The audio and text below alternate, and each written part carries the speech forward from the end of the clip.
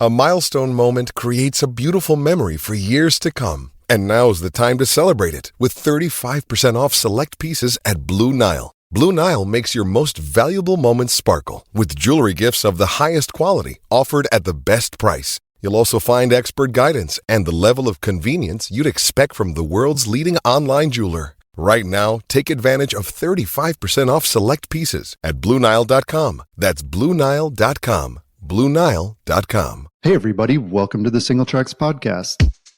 My name is Jeff, and today my guest is Greg Mazu. Greg is a self-described chief dreamer behind Backslope Tools, a company that designs and sells tools for trail building and forest maintenance. He's also the founder of Singletrack Trails, a trail building company that recently finished its last project after 20 years in the business. Thanks for joining me, Greg. Thanks for having me. So tell us, when did you build your first trail? My first trail, other than showing up for volunteer days, my first trail was at Laurie State Park here in Fort Collins, Colorado. Okay. Back in 2003, Howard Trail was the first one that I got to design and build from start to finish. So it's a lot of switchbacks on that one. A lot of people still swear at me about that one. Yeah. Did you get to name it Howard Trail? Where's that name come from? How the Howards were the family that homesteaded on what was the state park originally many years ago. So okay. I did come up with the name simply just because I knew the history of that. And at a state park, every trail name kind of has to have some sort of link to the property. So it was an easy name to do. Yeah, interesting. And so, yeah, it sounds like you volunteered before building your first trail. I mean, had you ever built trails unofficially or backyard stuff or? Not really. After university, I moved from the Midwest out to Seattle and then made my way to Colorado. And in Seattle and in Colorado, I connected with folks who were into volunteering as trail builders. Mm-hmm. And so I joined my girlfriend here in Fort Collins got me to go to a couple days. And so I enjoyed it a lot. I was in my early 20s with some dead end jobs. Ended up getting some education, learning how to be a better crew leader and all that stuff, and ended up weaseling my way into a job with the state parks as a seasonal. Okay. And then shortly after that, realized that the pot of money that they had to pay me with actually paid me more as a contractor than a state employee. So I woke up one day and realized I was my own boss and was able to start going out and farming myself out for other jobs. Interesting. Yeah. I mean, did you have any experience with, I don't know, operating equipment or any kind of manual labor before that, or? No, I mean, no, I learned it. I learned all of this stuff on the go. I learned, hopping in and working as a seasonal employee. There's not much training from state parks down to that staff. So I kind of learned by continuing to go to work with other trail builders and with other trail building volunteer days, and just kind of, again, when you think about it, 20 years ago, this industry itself of trail building was technically really only 20 years old at that point. We were all still trying to figure out how to do it at the time. Yeah. Interesting. So yeah, you've started a website, a company called Tools for Trails, and then later Backslope Tools, I think, yes, which you make your own tools for trail building. So what was the motivation behind that? Did this come out of your trail building company and your work at Singletrack Trails? Yeah, Tools for Trails was founded in 2012 on a long drive back from, I believe that was from, we were driving back from New Mexico. I started that with a partner, Scott Lineberger, and we were driving back from either the IMBA Summit in Santa Fe in 2011, which, when I say that out loud, so we were driving back from Santa Fe at the IMBA Summit and just okay, there's got to be a place that specifically tailors sales towards trail building. Right now there's, and still at the time, and still there's multiple websites that, they sell trail building tools, but they also have a catalog full of a whole bunch of other stuff. Right. A couple of those have been absorbed and have disappeared into other larger websites at this point. But we were driving back and was there needs to be a place where trail builders can go and buy tools that were vetted by other folks already, so they're good quality. And also he and I had an idea of how to, like, we wanted to take tools for trails and stem, use it as marketing for his planning company, Kalen Enterprises, and for me, my build company, Singletrack Trails. And so we did a little bit of that to begin with. And also as a growing trail building company, it was a great way to have access to all the proper tools at more of a discount than I was able to get from other people. So that helped me out. Scott left the company a few years later, and I've kept it going. And then in 2019, I was at the Outdoor Retailer Show, hanging out with some old bike industry friends, lamenting about the lack of margins in existing trail building tools and the lack of innovation. And we all worked in when I lived in Seattle, I worked in the bike industry briefly.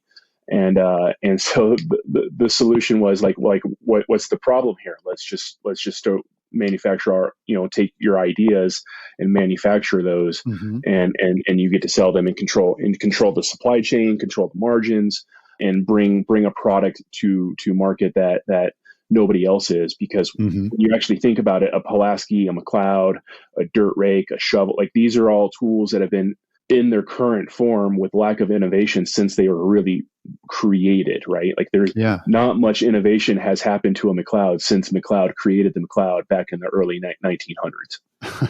Wow. Well, yeah, let's talk about the McLeod. I mean, that's my, amateur trail builder here. Like that's probably my favorite tool. It's super versatile. Right. What was that originally made for? You said it was made in the early 1900s. So yeah, so the Pulaski and the McLeod were both created to help fight forest fires. Okay. Right. Like they're like again, a couple guys were doing an activity just like us trail builders, and they were using tools that were not made for the activity that they were working on. Okay.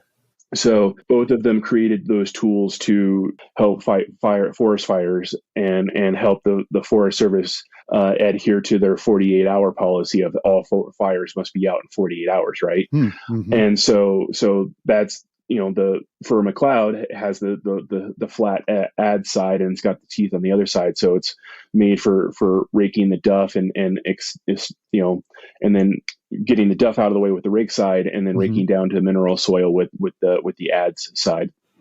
Okay. And for trail builders, and specifically for volunteer trail builders, like the worst thing is at the end of the day when you're trying to squeeze everything back into your trailer after the volunteer day, and there's no good way to store a McLeod.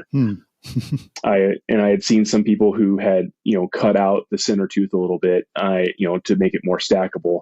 So we simply just took that to the manufacturing end of things and made spread out that center tooth so our tools are stackable, and we make sure that it's a good fit. And so we don't use epoxy between the handle and the steel interface, the collar of the head, so that if you break a handle, because tools do break, one of the questions that I get at trade shows and across the country is like, do your tools break? And I was like, I give you 100% guarantee that somebody's going to break this tool.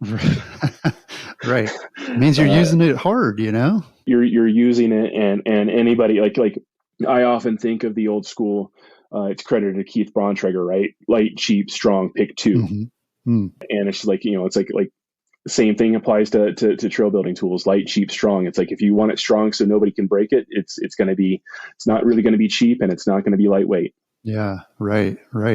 Well, it's interesting too. So let's, like 20 years ago when you were starting out, I mean, tools existed like the McLeod, but like, I don't know, you can't just walk into your Home Depot and like pick one up. I mean, Home Depot is going to have like rakes and shovels and like real basic kind of yard gardening stuff.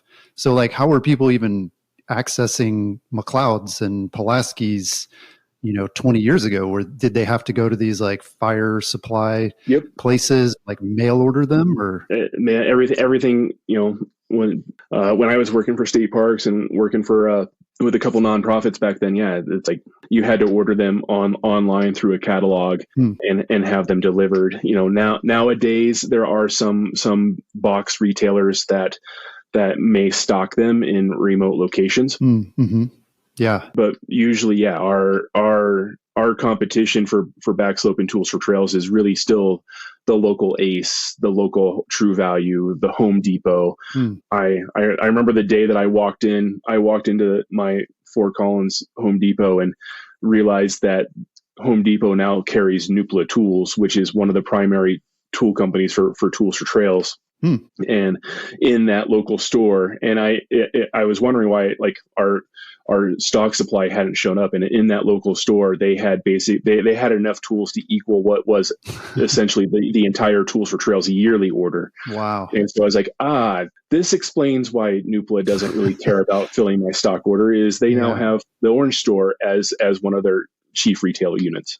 Right. Interesting. I mean, yeah, I'm sure it depends where you live. It makes sense somewhere like Fort Collins and out west where people are building more trails and potentially there's like the wildfire uses. I mean, where I live, you can't find that stuff at all. Yeah. And yeah, it's all mail order. And right now shipping is, rather murderous right now for us. So our sales are down because even last week we got like why are your shipping rates so expensive? And it's just like, well, let's talk to FedEx and UPS. Like this is it's a weird shape and potentially heavy stuff. Interesting. Yeah, girth. Not many people understand the concept of girth weight, which is you have to like create a volume of around your tool, and then they add the weight to it. So McLeod it's really big and doesn't and kind of funky with weight. So it costs. It doesn't. They really like small boxes that they can load their trailers with.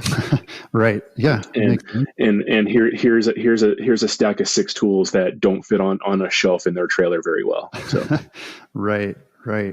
Well, yeah. So Backslope Tools, those are your own tools that your company has designed and sells. Where are the tools manufactured currently?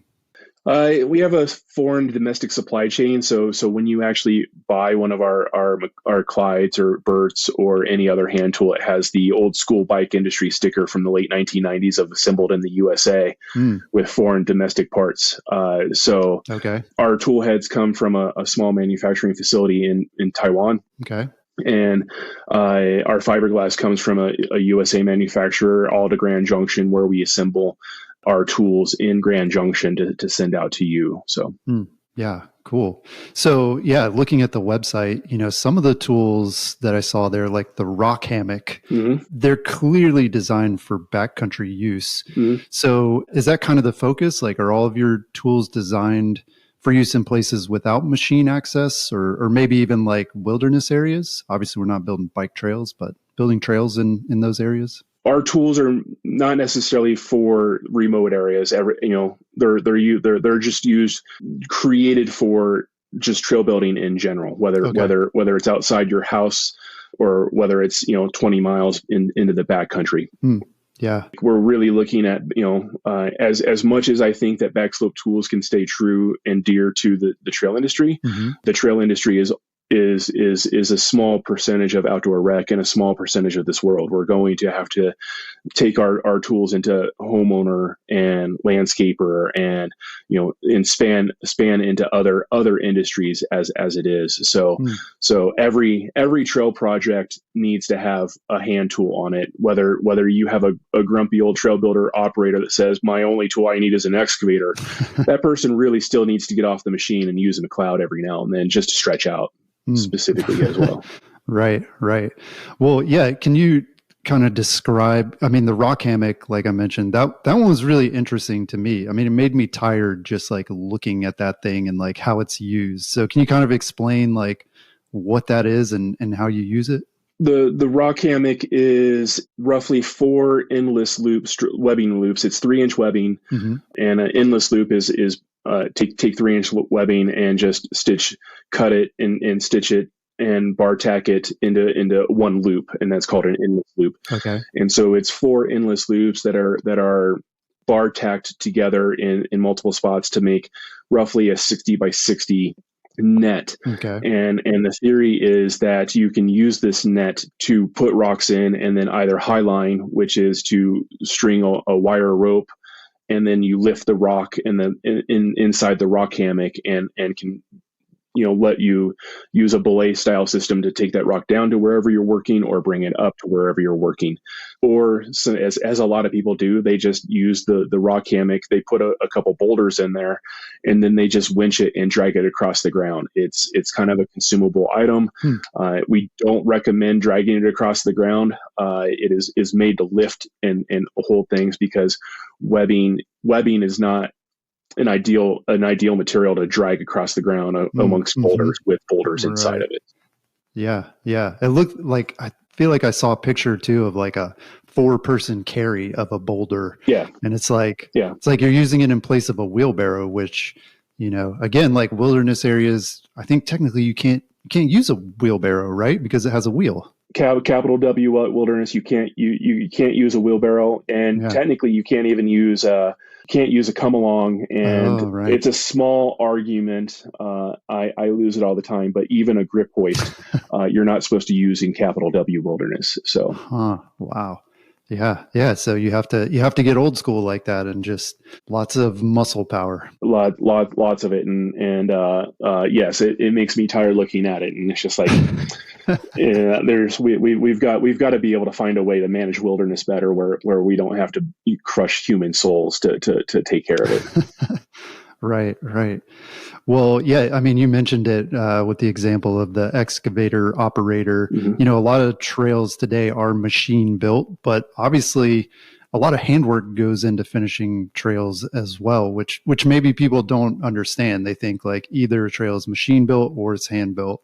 So yeah, do you design your tools with that in mind? Like these are kind of finishing tools, or are they, some of them made just for building a hand-built trail from the beginning? We have some tools in development that will be better grubbing tools, if you will, like thinking of like a Picmatic or a very stiff kind of hoe type tool. Right now, our current selection is more on the finish side. So doing backslope, doing the finish tread, doing rake down, or moving materials, rocks and or brush or anything else in terms of the haul all and the rock hammocks and things like that. So our tools are made to work in whether it's a hand crew or whether it's a machine crew. Our tools are capable of being on that project. Yeah. I know, I've done some volunteer work at my local trails here, and in the Southeast, we have tons of trees and like roots and stuff. And so the machines will go through, they'll cut the tread, but then there's all these like roots and things still sticking up. And one of the jobs it seems like we're always doing is like cutting those roots, those little like stragglers that are still sticking out. And we just use like loppers, like the things used to like cut branches and stuff, but clearly they're not designed for that, right? Like they're getting dull because of the dirt and all that kind of stuff. Like, is there a better tool for that job? Possibly. Honestly, no. Cutting roots, loppers are really the best one. You can just get in there. You can use a sharp, take a McLeod and sharpen the bevel and use that, but then you're swinging a sharp tool at your shin, right? And my shins have some scars from that over the years, and 97% of all McLeods out there have the bevel on the wrong side of the tool for cutting roots like that. The side of the bevel is better for dirt versus cutting roots. And there are some old school Southeast trail builders that love to tell me that we put the bevel on the wrong side of our tool. And it's just like, you're more than happy to change it. Right. I know you know how to use an angle grinder. You can go in there and change it yourself. Yeah. Well, what about I'm always curious about the loppers. Like, you can sharpen those, I assume, but I feel like it's kind of a consumable, because after a while, those things just stop working, and then who knows? Hopefully, people aren't just throwing them away. Well, and that's the unfortunate thing about just tools are consumable items, right? And especially with how we use them in the dirt and the rocks and leaving them out in the weather, like there's if people who have a McLeod that they've had for 25 years, they have gone out of their way to take care of that tool and nurse that tool and keep it in a safe place. Yeah. Think, our cordless tools are like, if you use them on a daily basis, right, you're going to replace cordless tools on an annual basis, at least, kind of thing. So like, it's the unfortunate thing is to build what we want, we unfortunately have to consume the tools that we use. Interesting. Yeah. I never thought about that. I mean, tools also, as I understand it, they're made from like tool materials, right? Like it's hardened steel and different materials. Yeah. Does that make it difficult to recycle? Yeah.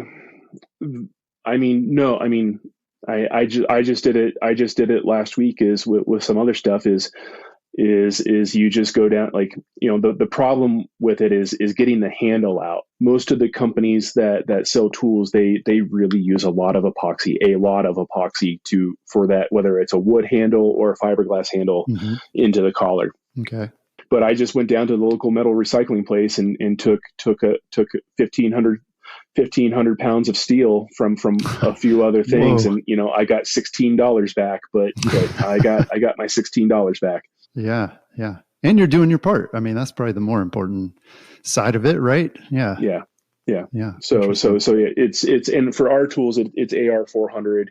It's just like any other steel. It can go down to the local metal recycler. Interesting. So if you could only have one tool to use for building a trail, what would it be? I can't know. I need a dozen tools. Wow. Like tools, bikes, and shoes. You can't have just one. Everything has a different purpose. And so it's like, there's this dream, like we can all believe in the dream of one tool to do the job of everything out there on the trail.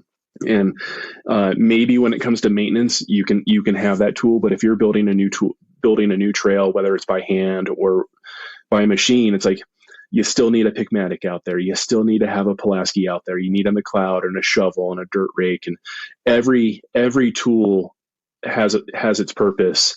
And there's a reason why I used to show up on Singletrack Trails projects, and there's 4 guys working on a trail, and we literally had 75 different tools sitting on the side of the trail, right? Like because everybody wanted a dozen tools for what they were doing, because they all wanted their own set. And so, there were always a lot of tools on our projects. Interesting. Yeah. I mean, it makes sense. Like, I think most of us have experienced this in various activities where, like, you start out, you don't have the proper tools, but then you get the right tool for something and you're like, oh, this is like way better if I have the right tool. And they get more and more specialized the more you do the work. What about, like, people talk about trails that are quote unquote rake and ride. Like, is that ever a thing where, like, literally you could just go out with a rake and build a trail, depending where you are or what the conditions are? Correct. Yeah. A rake and ride trail is typically in gentle cross slopes. So the trail, the terrain is not too steep. You can, like, it's the least amount of work. Right. And rake and ride trails anymore typically are, the term I picked up a couple years ago, organic trails. Okay. So they're built under the cover of darkness by the local builders, putting the least amount of effort, but able to open a trail. Yeah.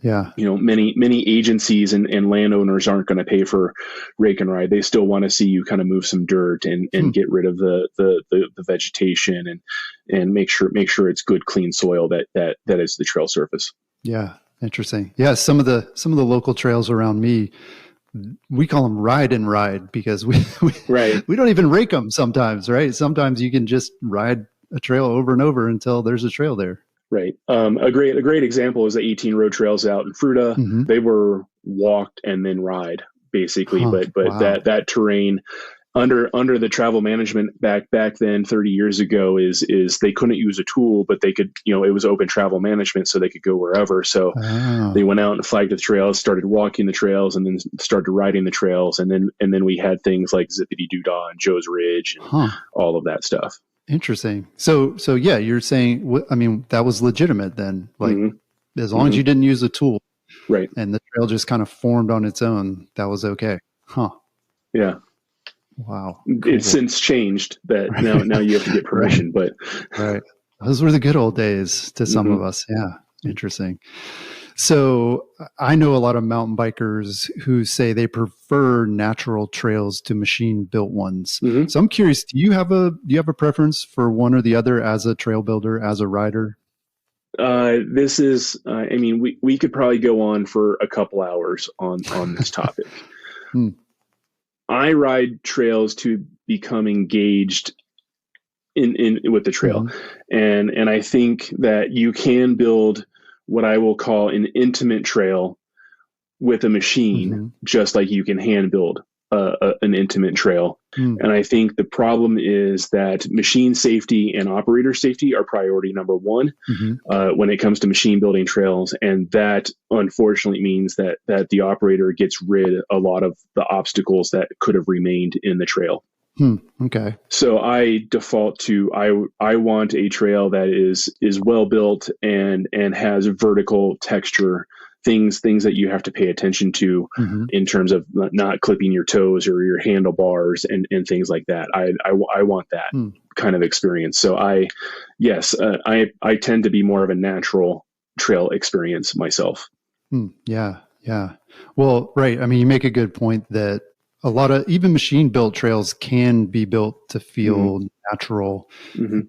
And so I'm curious too, like as a trail tool creator, builder yourself, like, is there opportunity then for the machines to change? I mean, I'm sure they have over the years, but or is there opportunity to build like smaller machines or ones that you are able to get more natural experience out of building? There are already small excavators out there. There are a few builders. Singletrack Trails didn't go down to this size machine, but it's, there are, like, we stayed in the 36-inch wide kind of machine, but there are some that are sub like 30 inches out there. I was just recently riding with Zach Adams from Appalachia Trails out of Davis, West Virginia, and he's got a couple smaller machines that he builds with. They lack the power, right? And so that's what a lot of the operators, like when you get even down to the Kubota U17 or the John Deere 17G size and all that stuff, like the power in those machines really diminishes. And so like so you're trying to lever a rock out of the ground or trying to move a bunch of dirt, and you just kind of lack the power. And it's a patience thing, right? It's a attention to detail thing. It's a patience thing. And so if you're using a smaller machine, it's just not going to go as fast, and it's going to take a little bit longer for that. So I think, you can use smaller machines, but also I think current operators can learn how to take their time and work their way around. Don't get rid of the tree, work your way around the tree. You might scratch your machine. It's just a machine with like it's like a truck. Like you should, like, if you see a pristine truck without a scratch, you should be scared. Like that person they're concerned with the wrong things. Right. A bike without a scratch is unused. A truck without scratches is unused. A machine without scratches is unused. And so like you might scratch a tree, you might scratch your machine, but go close to that tree, go close to that rock, kind of thing. Yeah, interesting. Those machines that you mentioned, are those designed specifically for trail building, or were these designed for like other tasks and then people kind of figured out? Same thing. It was always fun dealing with equipment salespeople. Like, hey, I'd like to try out that machine. Like, sure, we'll bring it out, no problem. And then they show up and they're like, you're going to do what with this machine? And so none, again, like, some of our hand tools are becoming specific to trail building, but none of the machines we use are specific to trail building yet. Interesting. Yeah.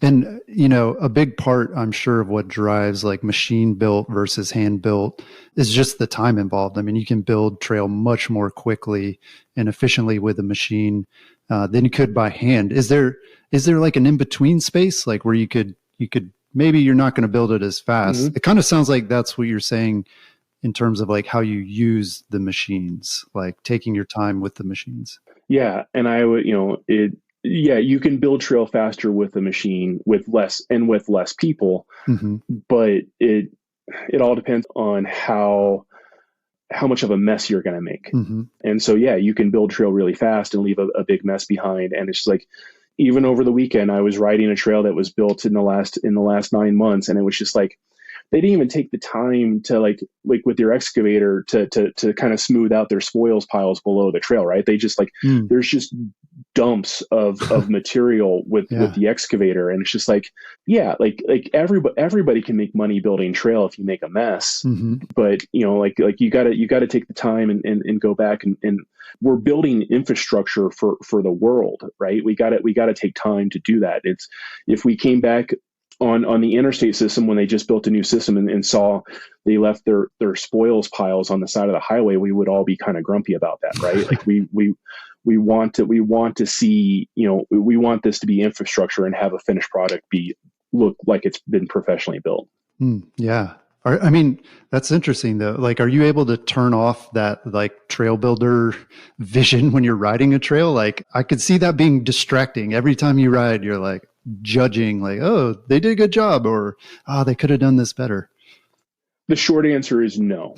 I can't. The long answer is, what I looked at 20 years ago and what I look at now are two different things. 20 years ago, I would nitpick the rock wall or that corner or, things like that. And now I look at it like the outdoor recreation industry is a behemoth in this country. It's $1.1 trillion at this point. Right. Wow. And so I show up and I'm like, well, there's no trailhead. We're just parking on the side of the road. There's no sign to get me into the trail. Yeah. There's no porta potty or vault toilet or anything like that. If, I just drove 3 hours, so I guess I'll go behind this tree over here real quick. And like, what's the intersection? So I'm looking at it from a different standpoint. I don't nitpick the build as like I used to. I came across a quote in another podcast as I drove home from the PTBA conference in Georgia this year, and it was about something different, but it was, I would give you something that I wrote for, I would give you a blog post. This is awesome because you have a website that right. publishes articles. Yeah. So I give you an article that I just wrote and I say, will you proofread this? And really what I'm saying is, Jeff, can you copy edit this? Right. Can you make sure I have all the commas in here and cross the T's? And there's a huge difference. Proofread means, will you make sure that all of this makes sense? And I give you permission to slash and cut sentences and make everything sound good. Whereas, like when we look at trails right now, people come in and they proofread too much. Like, oh, that corner doesn't work. They should have done this differently, right? And it's like, you know what? Like, honestly, that corner's pretty okay. What they could have done is just made sure that the grade reversal before it was a little bit bigger so that it drained a little bit better, right? Yeah. And keep on going. Or, hey, they could have, for the longest time on Singletrack Trails, I had a policy that the shortest person on the crew couldn't clear the corridor. Because I smashed my shoulders on a lot of trees. That's me too. Oh my goodness. Or I got hit in the face with branches and whatnot because, it's like, so that's a copy edit. That's not a proofread. Like just make sure that all, like, I'm not going to lose an eyeball because this branch wasn't cut. Yeah. Yeah. Well, it's interesting because I think a lot of us as core riders, we would look at a new trail and like you're saying, we would see the parts that we want to see and that like concern us, but we're not looking at the whole system. And I mean, is that part of these projects too, when they're put out for bid, where there's just a real focus on like, we need X number of miles and like, that's it. Like as a core rider, that's what I want. I just want like a lot of trail versus saying, well, we need a good parking lot. We need a trailhead. We need signage. We need all these things that are going to make it user friendly, not to the core rider, but to like a much wider audience. Correct. And if we want to have line item allocations and funding for maintenance and funding for new trails, we need to have the core, the greater population, we need the top of the bell curve, the normal curve to appreciate showing up. We need the left-hand side of the normal curve to appreciate outdoor recreation. Right. And you teed me up for a soapbox, and I've been on this for a while. And I believe that Las Vegas is the center of outdoor recreation development and trail development in the world. Wow. That's a bold statement. Not what I would expect. And every time you go there, there's more and more organic trail. But everybody goes there to game and everybody goes there to see shows, but they all end up in one day of their week going out to Red Rock or Calico Basin or riding trails. And they show up at a trailhead that's not a trailhead, that is somebody who just ripped a whole bunch of, fence posts out of the ground and established a trailhead and built a system from there. Wow. And so my thought is, if Vegas just buys into this and builds awesome trailheads everywhere, puts signage in, takes care of their outdoor recreation, puts vault toilets at these trailheads, people are going to travel from around the world and they're going to go out for that one day, the one day that they actually see the sun while they're in Vegas and get sunburned. They're going to have a good time. And then they're going to go home and say, you know what? I went mountain biking in Las Vegas and it was super awesome. We need more mountain bike trails here. Or I went for a hike in Red Rock Canyon and we need more hiking trails here. And they're going to vote for outdoor recreation and they're going to fund outdoor recreation. And so when we think about building these things, building new trails in our own backyards, what's the trailhead look like? Is it inviting? Does it get other people out there? Is it, is the trail, do you have a green trail from the trailhead? Do you have a good green loop from the trailhead so that people can then, have your stack loop system so people can enjoy the time? And then all of a sudden, instead of saying, I wish we had more money to take care of this trail, it's like, we have a paid staff to take care of all of the rest of the county. And instead of like in 5 years, this trail being taken care, washing away, or we built this jump trail, we have somebody who can take care of the jumps on a monthly basis. That's where we find that funding is through more people. Yeah. That's a really interesting perspective and one that I'm sure, I get the sense that people in the trail building business and in tourism, they're starting to understand that. But as core riders, I think we're just like, sweet, there's a trail. Like, that's all we need. Totally. Like, well, take this past weekend up in, I was chatting with a friend of mine yesterday morning, like, oh, it was so busy up here this weekend. And this is from Winter Park, Colorado, right? And it was so busy up here. I'm like, it's how the county pays their bills every year. You want all of these trails to yourself. And I honestly didn't think it was a very busy weekend. I was like, man, users are down this year. And then a lot of locals were like, it was so busy. It's like, I think last week you were complaining about teachers not getting paid enough in the local schools. This is how they get paid. People coming here to ride our trails. Right. So. Yeah. Interesting. Well, so, your trail company, Singletrack Trails, was involved in some really iconic trail projects over the years, like 18 Road and Lunch Loops in Fruita, Black Mountain in North Carolina, the Palisade Plunge in Colorado, Handcut Hollow in Bentonville. It's a pretty awesome list. So which trail building projects are you most proud of out of all the ones that you've done over the years? I'm gonna skirt your question. Just say I'm proud of all of them. Yeah. Whether it's the quarter-mile trail that was just a connector from a trailhead to a waterfall, or whether it's or all the way to the Palisade Plunge, all of them have an impact. All of them help build. Every project that a pro builder does right now, every project that a land agency does right now, we're building an industry. And so I can say that with the Palisade Plunge, that was awesome. Like, we built 32 miles of trail from the top of the Grand Mesa down into Palisade. But that one probably ranks a little bit lower on the list in the long run, because I would rather go out to 18 Road and see people on PBR and the projects that we just fit. Like, to me, like the remote projects are awesome. They get you away, or the big projects also, like the Plunge, they're awesome. They have high value impact and all that stuff.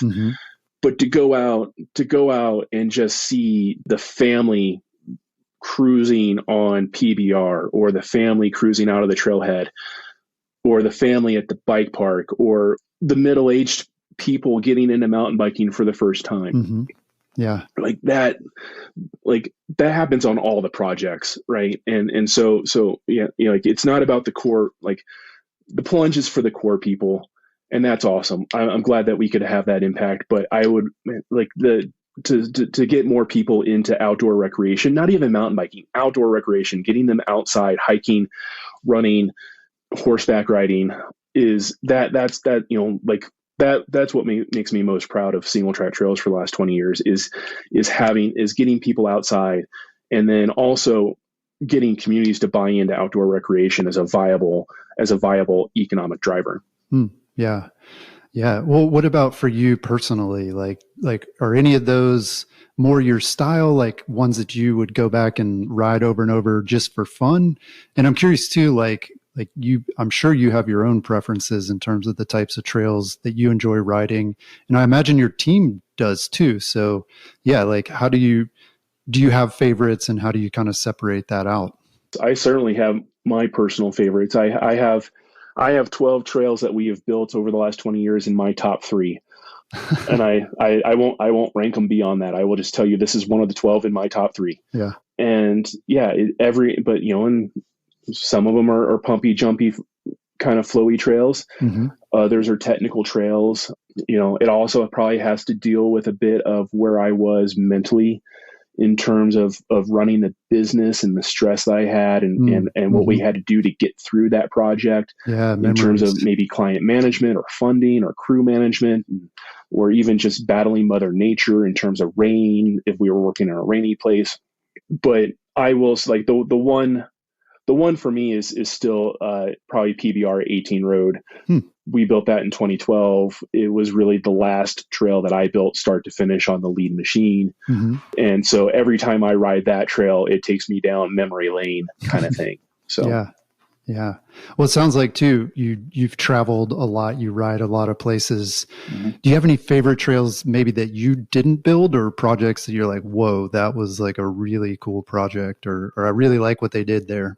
Yeah, I quite privileged what Singletrack Trails has allowed me to do, to travel, the world basically, to go talk about trails. And, I didn't build any, and Singletrack Trails didn't build outside of the United States, but I did get to go, in 2021, I got to go speak at the IMBA Europe conference and then go see some friends. And I really think, like, in terms of this, my buddy Tomáš in the Czech Republic at Singletrack Pod Smrkom, I think his vision of what he had for designing and building a trail system that is for everybody. And mm-hmm. Like the core person will be like, the trails here are easy. It's like, well, did you see that little hit from here and land on the backslope? He was able to build trails to entertain the gamut of the trail riding spectrum and get people out. And so like, if I had to throw one out on a podcast, I would throw out Singletrack Pod Smrkom for being, I loved what Tomáš was able to accomplish there.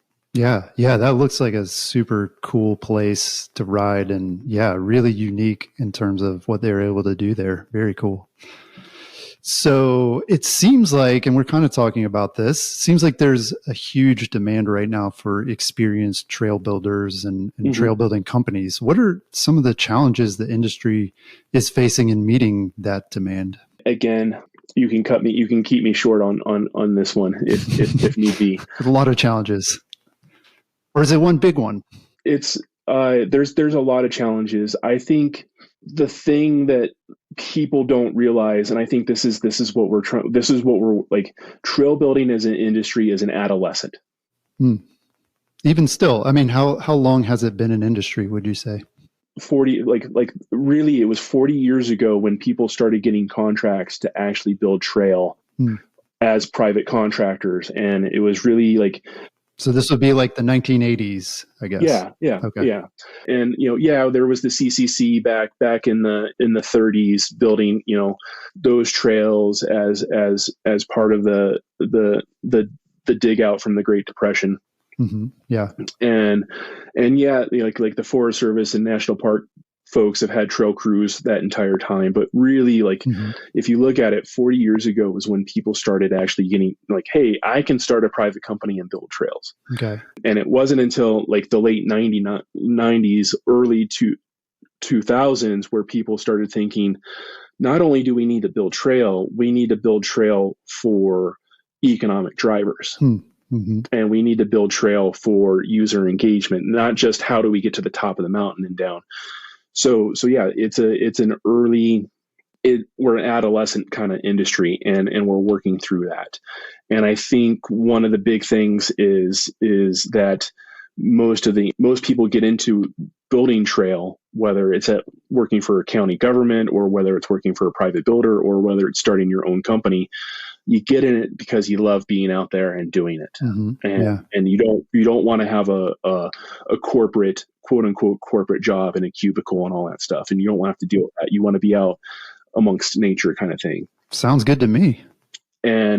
But again, what, like, from the Outdoor Recreation Roundtable and the BEA, like we know that the outdoor rec and OREC economy, outdoor recreation economy, OREC, is $1.1 trillion. Like, you can't look at an advertisement and not see a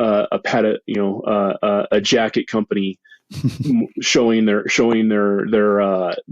jackets on a trail, or a bike company using a trail. And we need to have the people in this industry know that, there's nothing wrong with running a business. You got into it for the love, but it's okay. It's okay to have people. In the last few weeks, since I've made the announcement about Singletrack Trails, people are like, "Oh, you don't have employees anymore. Your quality of life is going to go up." And nothing frustrates me more. Nothing actually, like I get kind of angry at that one. It's like, who's like, I've never complained about having employees. Like you can't, don't tell me that just because you don't want to have employees doesn't mean that I didn't want to have employees. Yeah. Like, I take pride in what we were able to build at Singletrack Trails, and how we took care of our staff and what we got done. And I think we need more people willing to start a company, like build a business. Yeah. Not just own their job, but build a business and have that impact, because contracts are going to get bigger. The requirements of those contracts are going to get bigger. If we as trail builders don't step up for that, those are going to go to general contractors. Those are going to go to landscaping companies that can get the performance bond, that can have the insurance, that can pay the staff, have the line of credit, and they won't build. They will build to the spec. They won't build to the land, right? And that's what we all as mountain bikers and trail users want. We want to interact with the land. We don't want a flat highway through the woods. Yeah. I mean, I've been hearing this from trail builders for a number of years now, particularly the way that a lot of the bid processes are set up, where you have all kinds of people bidding on trail projects that maybe don't have experience. They're one man or woman operations, or they're, like you said, a landscape company, and they're underbidding, one, because they don't know how difficult it is to build a trail, or two, they're not going to put the attention into the project that a trail builder would. And then they get the contract because they're the lowest bidder. And then, it makes it a lot harder for the professionals. And it's interesting too, what you say in terms of the industry. Sounds like you're saying the industry needs a little more professionalism, like more of an industry and less of a cottage industry. Yes, we need to we need to embrace the I word. People think that we're still a community, that we're a commune. We're out there for the love of it. Right. But we're not gonna gain, as long as we want to be more community and less industry. People will always wonder why or how we make money as trail builders.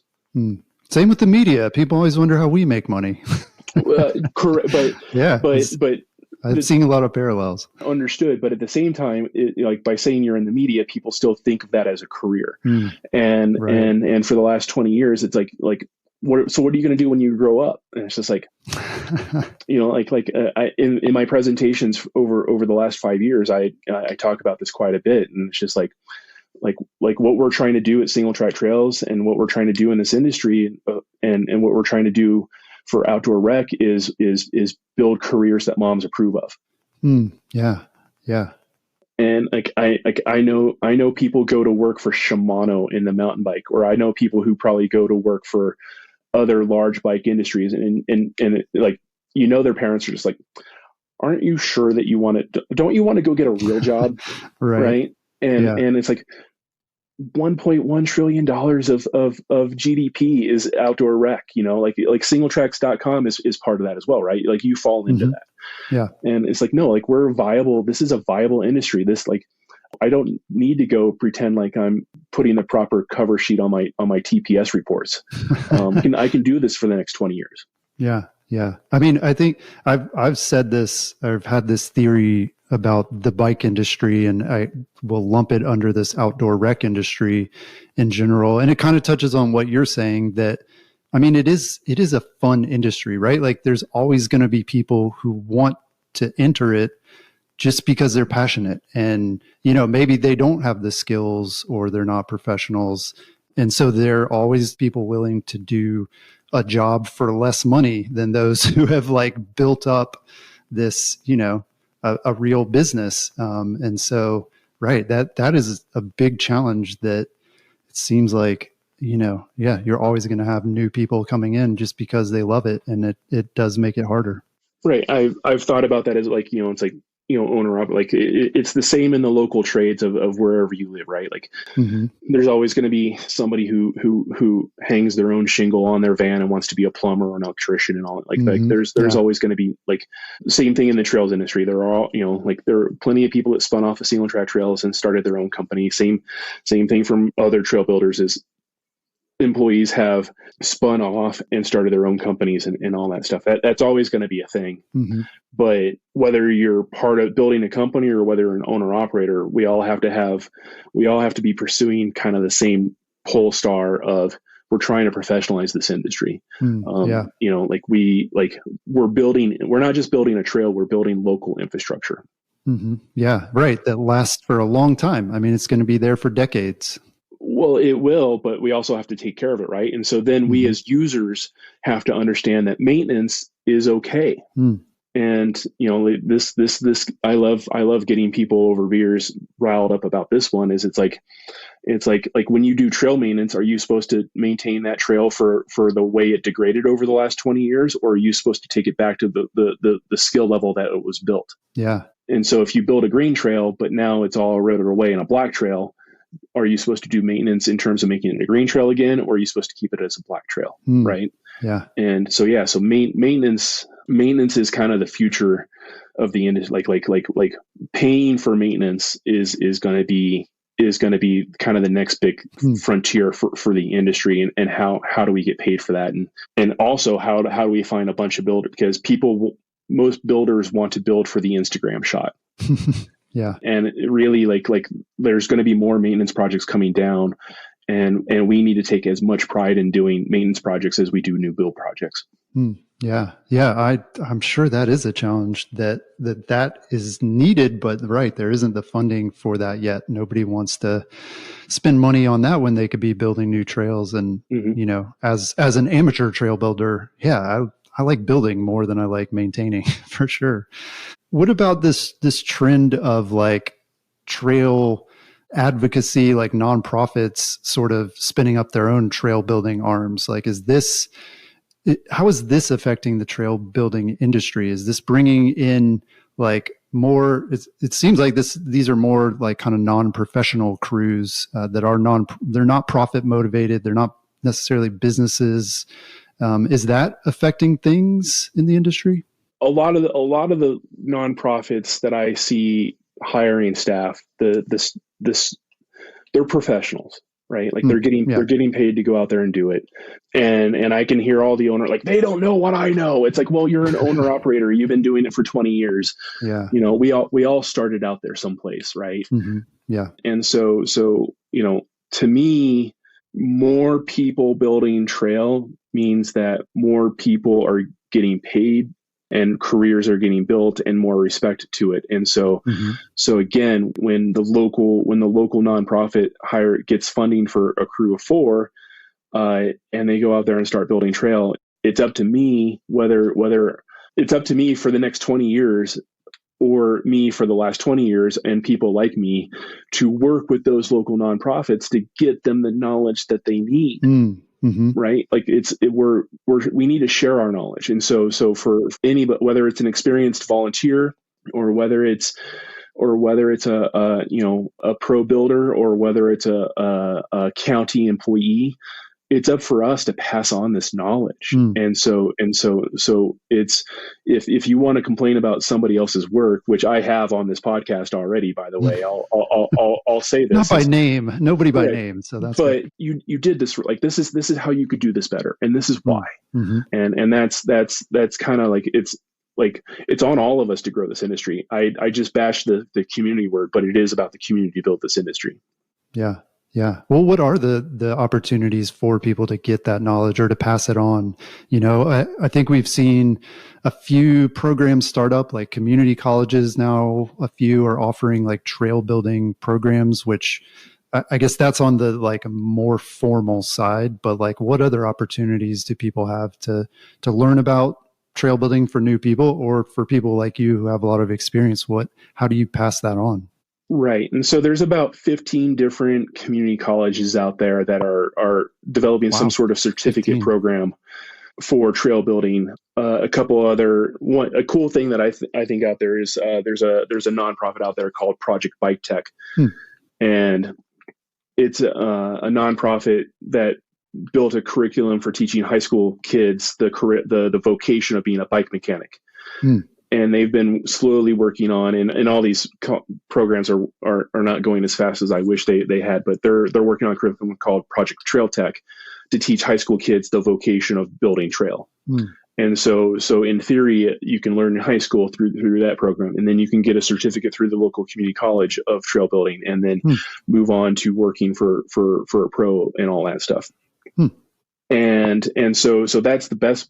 That's eventually going to be the way to learn how to build trails. But really, even for me, I've helped out with a couple of these community colleges and taught a day of programming and whatnot. It all comes down to, how did I learn how to run single track trails? It was through experience and time and getting out there. Yeah. And it will be the same for the future is other builders need to hire staff and take the time to train them. Other county governments and city governments and forest services need to hire people and pass on that knowledge in terms of getting more people out there. And we just need to keep spreading it out. So I get grumpy. I do get grumpy when I hear people like, that person doesn't know how to build trails. It's like, well, go. Like, they don't even know what the word backslope means. Why don't you just go over there and talk to them about what the backslope is? Because you told them to backslope the next 500 feet and they have no clue what you said. Right. Yeah. Well, so, as you said, the trail building industry is sort of in this like adolescent phase now. So I'm curious, as riders, a lot of us would say like, man, trails are like better now than they've ever been before. I think even on Singletracks, we've published articles and things that have, used the phrase like, this is the golden age of trail building, like really cool projects going on. So have we reached a peak in terms of trail quality?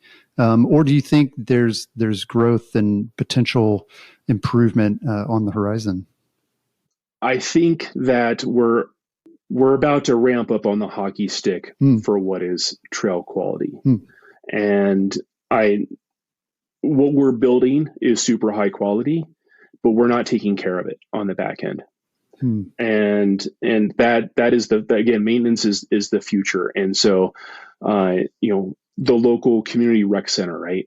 Like we don't, like, your town doesn't have 3 different rec centers because, you needed to build 3. You kind of like they take care of that rec center. They have a maintenance budget for it. And so the same thing with our trails. It's infrastructure. It's a capital investment by your community in the community, and we need to take care of it afterwards. And so it needs to have a maintenance and operations budget. And so I think the quality of trail that we're building is good, but trails get beat up just like the rec center, just like the highway, just like in your house. You have to take care of it. And so that's the next step is we're gonna, over the next 10 years, we're gonna realize that the industry is not just about building new trail, but maintaining what we have so that we don't lust for the brand new thing. Yeah. Well, thinking back 15, 20 years, when I started first being aware of like trail building and what goes into that, it seemed like a lot of back then, what was new was the idea of like building trails so that they didn't require as much maintenance. Like, have we kind of tapped that out? Like, are we already maximizing that to like, we're building the trails as best we can to like minimize and make sure they're sustainable, but there's always still going to be this requirement for maintenance. Is that kind of where we're at? Yes, we leveraged low maintenance trails 20 years ago as a selling point to agencies so that we could go in and build well, essentially sustainable trails, right? Like pre 2000, mountain biking was straight up the hill to straight down the hill. Right. Hiking was straight up the hill to straight down the hill. Horseback riding was straight up the hill to straight down the hill. Mm-hmm. And mountain bikers leveraged sustainable trails as a way to gain advocacy access and create trails. And that, mountain biking and our advocacy, our want to gain access to trails helped to change the industry. Mm-hmm. And if you look at the last 20 years of who's gotten into trail building as a professional and joined the Professional Trail Builders Association, there's a lot of mountain bikers there, and people complain that mountain bikers are building trails, and it's like, well, we have the best passion for it. Yeah.